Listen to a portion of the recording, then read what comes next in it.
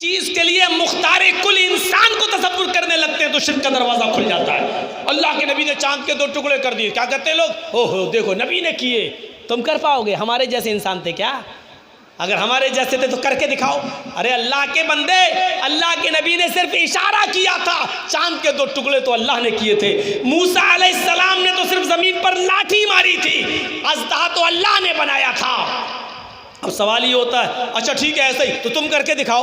अरे अल्लाह के बंदे, हम नबी थोड़ी हैं, वो नबी थे, वो रसूल थे। अल्लाह ताला ने उनको मौजिज़ा दिया था, अल्लाह ताला ने उनको ये कहा था कि उनके हाथों से ऐसी चीज़ें वजूद पजीर हुई जो लोगों को यकीन दिला सकें कि मैं अल्लाह का नबी हूँ। लेकिन इससे मुख्तार कुल होने का कोई ताल्लुक़ नहीं है, क्योंकि रिमोट कंट्रोल तो अल्लाह के हाथ में है।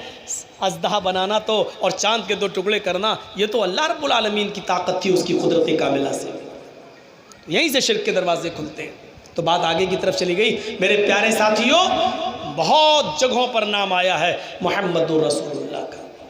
देश अरब भरगलता सहाय सोथियल भरम तो सुनो घगुराए। जब तक राजनीति भव्य प्रीति दिखावे, वो राजनीति करेगा, सियासत करेंगे और अपना मत रखेंगे, नरमी की जगह नरमी करेंगे और सख्ती की जगह सख्ती करेंगे। अल्लाह के रसूल ने हकीकत में नरमी की जगह नरमी की और सख्ती की जगह सख्ती भी की। सख्ती की तो इतनी की कि जाओ उस मखजूमिया लड़की का हाथ काट दो जिसका नाम फातिमा है। अल्लाह के रसूल बड़े ऊंचे घर की है, तो क्या हुआ, अमीरी और गरीबी के फर्क को मैंने मिटा दिया, जो मुजरिम होगा उसको सजा दी जाएगी। हाथ काट दिया गया। अल्लाह के रसूल, बड़ी बदनामी हो रही है, नाक कट गई। लोग कह रहे हैं इतने बड़े खानदान की लड़की का हाथ काट दिया गया। तो नबी अकरम ने क्या कहा, लौ अन्ना फातिमा बिन्ते मोहम्मद सरकत लक़तातु यदहा, अगर उसकी जगह पर मेरी अपनी बेटी फातिमा भी होती तो मैं उसका भी हाथ काट देता। सख्ती की तो इतनी सख्ती की और नरमी की तो इतनी नरमी की कि अपनी बेटी ज़ैनब के पेट में तीर मारने वाले हिबार इब्ने अस्वद, जिसने तीर मारकर ज़ैनब के पेट को फाड़ दिया था और ज़ैनब के पेट का बच्चा जमीन पर गिर गया था। ज़ैनब बेहोश थी, उनको इस हाल में मदीना लाया गया, बच्चा उनका ज़ाय हो चुका था। होश आया और जब उनको सदमा इस बात का लगा, लायक हो गया, जब पता चला कि मेरा पेट का बच्चा ज़ाय हो गया, तो वो इस सदमे को बर्दाश्त न कर सकी और इंतकाल हो गया। जब ये हिबार इब्ने अस्वद फतेह मक्का के मौके पर नबी अकरम के सामने आता है, नबी अकरम के सामने खड़ा होता है, नबी अकरम के सामने आता है और कहता, अल्लाह के रसूल, आप एक एक करके सबको माफ़ कर रहे हैं और आम माफ़ी का ऐलान कर दिया है। हज़रत साद के जुमले, अल यौम यौमुल मलहमा, आज का दिन तो बोटी बोटी कर देने का, टुकड़े टुकड़े कर देने का दिन है। उसके जवाब में आपने कहा, बल अल यौम यौमुल मरहमा, आज का दिन तो रहमो करम का दिन है। अय अल्लाह के रसूल, मैं भी रहमो करम की उम्मीद लेके आया हूँ। आपने फरमाया, तुम्हारा जुर्म क्या था? कहा, अल्लाह के रसूल न सुनिए तो अच्छा होगा।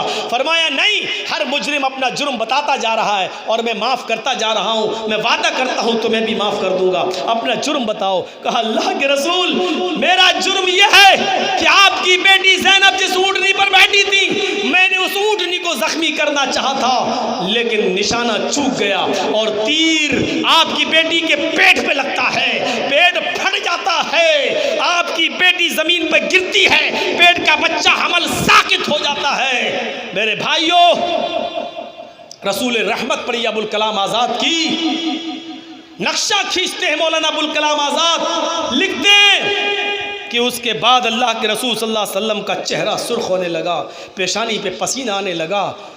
कहा, अल्लाह के नबी, जब मदीना में आपकी बेटी को पता चलता है कि पेट का बच्चा ज़ाय हो गया, वो इस सदमे को बर्दाश्त न कर सकी और उसका इंतकाल हो गया। नबी अकरम की आंखों में आंसू आ जाते हैं और कहते हैं, अय हिबार, क्या तेरा नाम हिबार है? कहने लगा, हाँ। आपने कहा, हिबार इब्ने अस्वद, 13 साल नबूवत के बाद मैं मक्के में रहा, 10 साल में मदीने में रहा। 13 साल मक्के में सताया गया, 10 साल मदीने में भी परेशानियों से गुजरना पड़ा। इस 13 और 10 23 साल में मुझे जो तकलीफें पहुंची हैं, अगर वो तराजू की एक साइड में रख दी जाएं और एक दिन जिस दिन तूने मेरी बेटी का पेट फाड़ा और मेरी बेटी ने मेरे हाथों में दम तोड़ा, आई बार उस एक दिन की तकलीफ को अगर तराजू के एक पलड़े में रख दिया जाए और तराजू उठाई जाए तो 13 साल और 10 साल मदीने के 23 साल की तकलीफों का पलड़ा उठ जाएगा और उस एक दिन की तकलीफ का पलड़ा झुक जाएगा। लेकिन अहिबार ओ मेरी चौखट पे रहमो दरगुजर की भीख मांगने वाले, अफवो दरगुजर का सवाल करने वाले, माफी मांगने वाले, हाँ हाँ ओ मेरी बेटी के कातिल, ओ हिबार जा जा, आए हिबार जा, मैंने तुझे भी माफ कर दिया। ओ मेरी बेटी के कातिल जा, मैंने तुझे भी बख्श दिया, जा मैंने तुझे भी दरगुजर कर दिया। वहाँ हाथ काट रहे हैं और यहाँ अपनी बेटी के कातिल को माफ कर रहे हैं। राजनीति भव्य प्रीति दिखावे, वो सियासत करेंगे और अपने तरीके से सख्ती की जगह सख्ती करेंगे और नरमी की जगह नरमी करेंगे। इसके बाद ये मंत्र है, जब तक मद्दी कोया बिना महामद पार न होया, जब तक मीठी आवाज़ इस दुनिया में बाकी रहेगी, जब तक मीठी आवाज़ यानी कुरान इस दुनिया में बाकी रहेगा, बिना मोहम्मद पार न होया, उस वक्त तक कुरान को बगैर मोहम्मदुर रसूलुल्लाह के समझ नहीं सकोगे। इसलिए बगैर मोहम्मद की इताअत किए हुए तुम पार न हो सकोगे, अपने जीवन को कामयाब नहीं बना सकोगे, अपनी मौत को कामयाब नहीं बना सकोगे, मरने के बाद की ज़िंदगी को फतह नहीं कर सकोगे जब तक तुम मोहम्मदुर रसूलुल्लाह की इताअत नहीं करोगे। इसी को अल्लाह के नबी ने फरमाया, कुल्लु उम्मती यदखुलूनल जन्ना इल्ला मन अबा, मेरी पूरी की पूरी उम्मत जन्नत के अंदर दाखिल होगी इल्ला मन अबा, लेकिन वो नहीं जो इनकार करेगा। सहाबा ने पूछा, कालू मन या अबा, या रसूल अल्लाह, अय अल्लाह के रसूल आपका इनकार करने वाले लोग कौन है? ऐसा कौन बदबख्त है जो मुसलमान भी और आपका इनकार करे? 2 जुमलों में अल्लाह के नबी ने बात को ख़त्म कर दिया। मन अतानी दखलल जन्ना, जो मेरी इताअत करेगा, मेरे बताए हुए रास्ते पे चलेगा, वो जन्नत के अंदर दाखिल होगा। व मन आसानी फ़क़द अबा, और जिसने मेरी नाफरमानी की उसने मेरा इनकार कर दिया। बस जिसने मेरी नाफरमानी की वो मेरा मुनकिर है। ये कहकर आपने बात ख़त्म कर दी। मन अतानी दखलल जन्ना, जो मेरी इताअत करेगा वो जन्नत के अंदर दाखिल होगा। कितनी जगह मोहम्मद का नाम आया है, गिन नहीं पाओगे आप।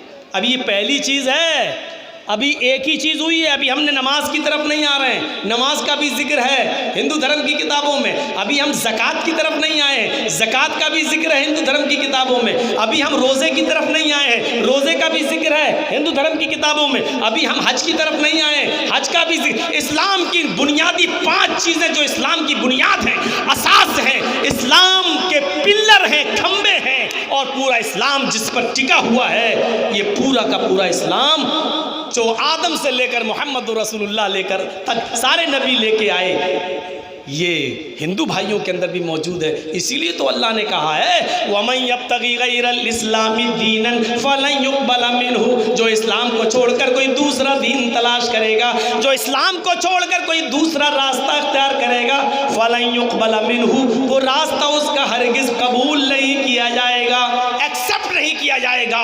इस्लाम को छोड़कर दूसरे रास्ते पे चलने वालों, वहुवा फिल आखिरति मिनल खासिरीन, आखिरत के अंदर ये लोग सख्त नुकसान उठाने वालों में से होंगे।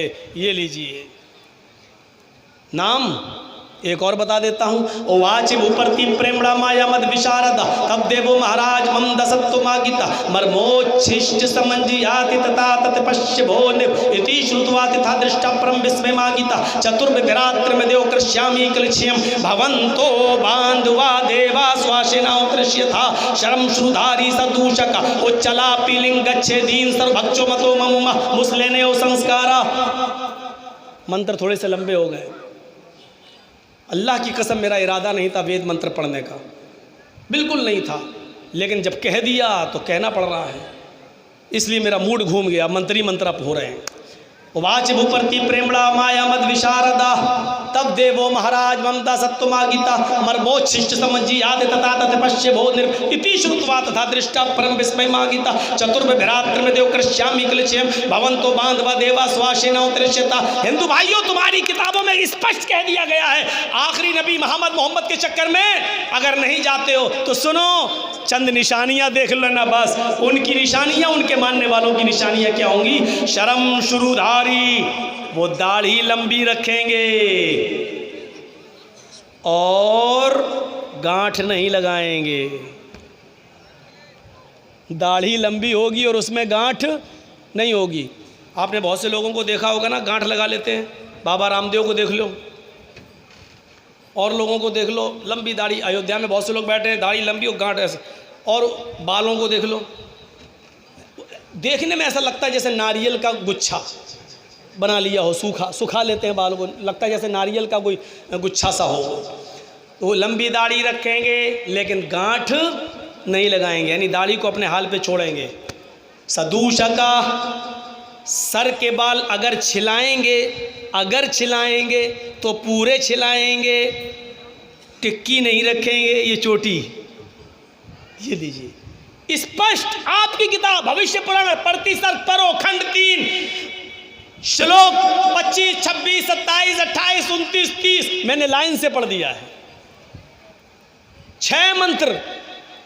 लंबी दाढ़ी रखेंगे, दाढ़ी में गांठ नहीं लगाएंगे, बाल अगर छिलाएंगे पूरे के पूरे कटाएंगे तो टिक्की यानी चोटी नहीं रखेंगे।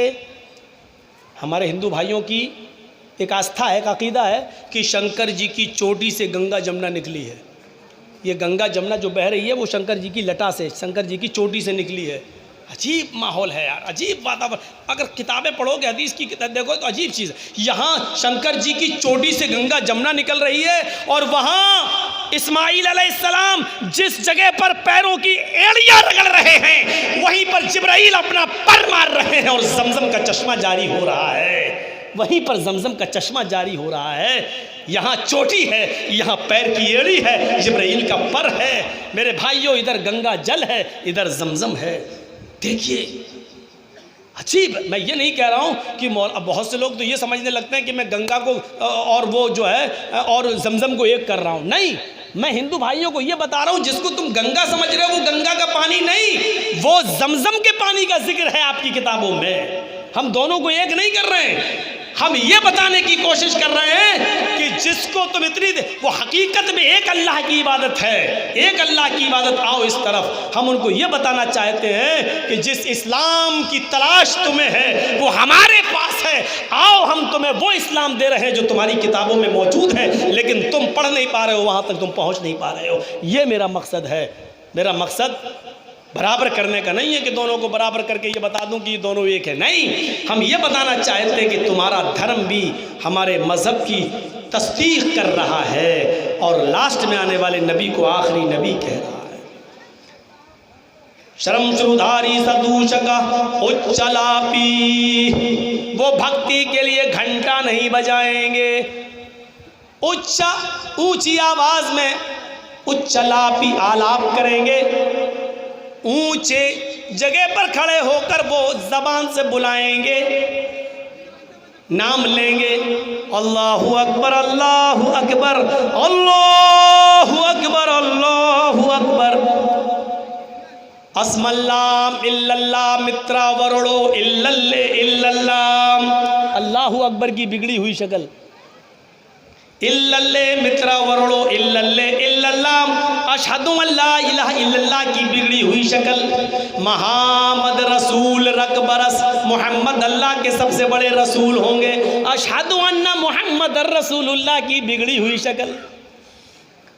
कैसा मंत्र में भी ऐसी मोहम्मद रसूल रकबरस। देख गौर करो। और इसका तर्जुमा भी वेद प्रकाश उपाध्याय हिंदू पंडित कर रहे हैं। क्या कह रहे हैं? मोहम्मद अल्लाह के सबसे बड़े रसूल होंगे। ये लीजिए, इसका तर्जुमा भी उन्होंने ऐसी कहा, रसूल होंगे, यानी मोहम्मद अल्लाह के सबसे बड़े रसूल होंगे। ये देखिए आप ताज्जुब। तो उच्चलापी, ऊंचे स्वर में वो आलाप करेंगे, ऊंची जबान में वो पुकारेंगे, आलाप करेंगे, नियाजान देने वाले होंगे। और एक जुमला बड़ा अच्छा, लिंगच्छेदीन, और मोहम्मद के सब साथी, मोहम्मद और उनके सब साथी लिंगच्छेदीन, खतना कराने वाले होंगे। सबके सब खतना कराएंगे। पूरी एक पहचान बता दी, अब क्या रह गया है? सब खतना कराने वाले होंगे, खतना कराएंगे। सारुभक्षो मतोमम, भविष्य पुराण कहती सर्वभक्ष, सब्जी भी खाएंगे और गोश्त भी खाएंगे। सर्वभक्ष, सब कुछ खाएंगे। शाकाहारी भी होंगे और मांसाहारी भी होंगे। बिना कौलन च पश्वस्तेषा, लेकिन हर जानवर नहीं खाएंगे। ये भी लीजिए, हर जानवर नहीं खाएंगे। बिना कौलन च पश्वस्तेषा, वो वही जानवर खाएंगे जिस पर कौल पढ़ेंगे, यानी मंत्र पढ़ेंगे। जिस पर मंत्र पढ़ा जाएगा, बिस्मिल्लाहि अल्लाहु अकबर, जिस पर मंत्र पढ़ा जाएगा उसी जानवर को वो खाएंगे। बिना मंत्र के, बिना बिस्मिल्लाह अल्लाहु अकबर के उनके यहाँ कोई जानवर हलाल नहीं होगा। इंसान, आप गौर कीजिएगा, अल्लाह ताला ने दो किस्म की मखलूक बनाई है। एक मखलूक का पेट बड़ा होता है और एक का पेट छोटा होता है। उनका डाइजेस्टिव सिस्टम, उनका कुव्वत हाजमा उसी हिसाब का होता है। बड़े जानवरों में भैंस, गाय, ऊंट, हाथी, आप इसको देख लीजिए, इनका पेट बड़ा है, लेकिन अगर ये गोश्त खा लेंगे तो इनका हाजमा बिगड़ जाएगा और इनका लीवर काम नहीं करेगा। इनका डाइजेस्टिव सिस्टम गोश्त को हजम करने के लायक नहीं है। इसलिए ये जितने बड़े पेट वाले जानवर हैं, ये घास खाएंगे, चारा खाएंगे, हरी भरी सब्जी खाएंगे। आप देख डालिए। और छोटे पेट वालों को देख लीजिए, शेर, कुत्ता, बिल्ली, इन जानवरों को देख लीजिए।